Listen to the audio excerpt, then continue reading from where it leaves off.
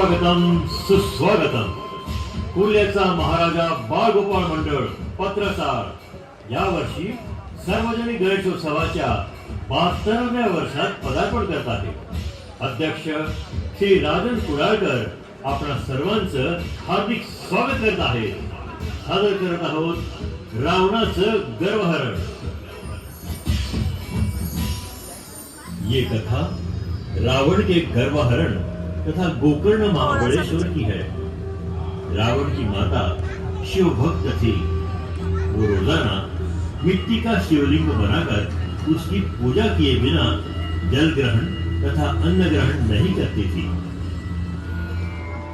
ओम नमः शिवाय, ओम नमः शिवाय, ओम नमः शिवाय. रावण बलशाली था और उसे अपने बल पर बड़ा अभिमान था. माता श्री, आप इस मिट्टी के शिवलिंग की पूजा क्यों करती होगी? आपका पुत्र अपने बाहुबल से संपूर्ण कैलाश पर्वत से भगवान शंकर को लंका ले आएगा.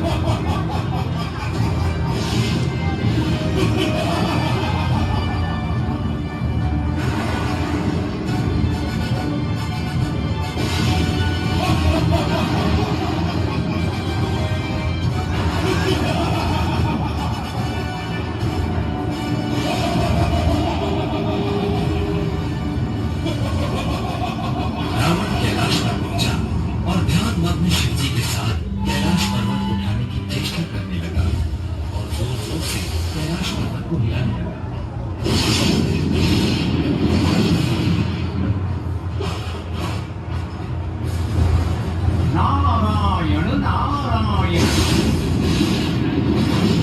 उठिए प्रभु उठिए, समाधि से जगिए प्रभु.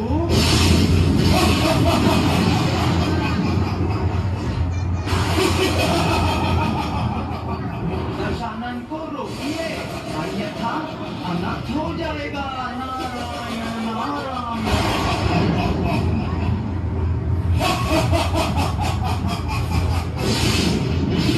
कैलाश को उठाने की कुचेष्टा कर रहा है प्रभु. जागिए प्रभु जागिए, समाधि से जागिए प्रभु. नारायण नारायण.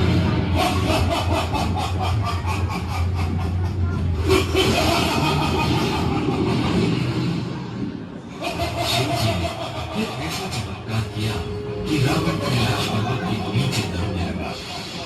रावण कैलाश पर्वत के नीचे दबने लगा. तभी वह शिव शिव करते हुए शिवजी के शरण में आया. शिवजी ने प्रसन्न होकर रावण को क्षमा प्रदान की और उससे इस दुस्साहस का कारण पूछा.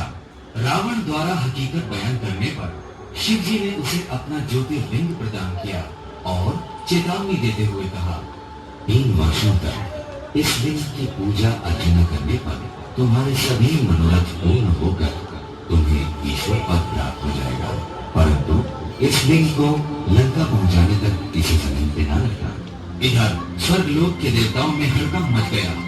सभी देवी देवता भयभीत हो गए, क्योंकि यदि रावण लिंग लंका ले गया तो उसकी हरकतें बढ़ जाएंगी और उसे कोई भी परास्त नहीं कर पाएगा. इसी समस्या को लेकर सभी देवी देवता सुखकर्ता दुखहर्ता विघ्नहर्ता श्री गणेश भगवान के शरण में पहुंचे.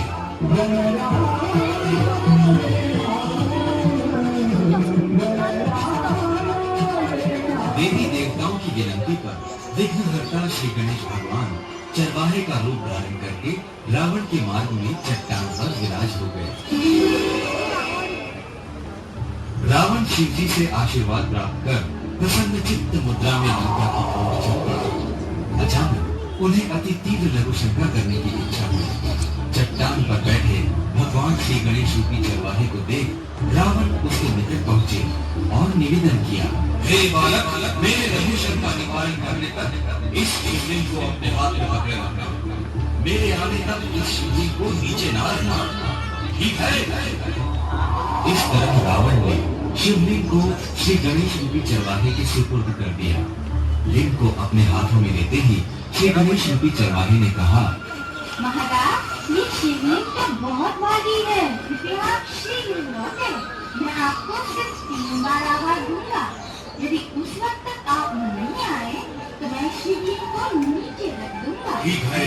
रावण लघु शंका निवारण हेतु निकल गया। कुछ समय पश्चात श्री गणेश रूपी चरवाहे ने आवाज लगाई, महाराज, आप शीघ्र पधारिए। महाराज, कृपया आप शीघ्र पधारिए। देखिए ना, मेरी गैया जंगलों में इधर उधर भटक रही है।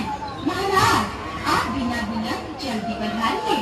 देखिए, इस सारी शिवलिंग को मैं नीचे रखने जा रहा हूँ। मैं आ रहा हूँ।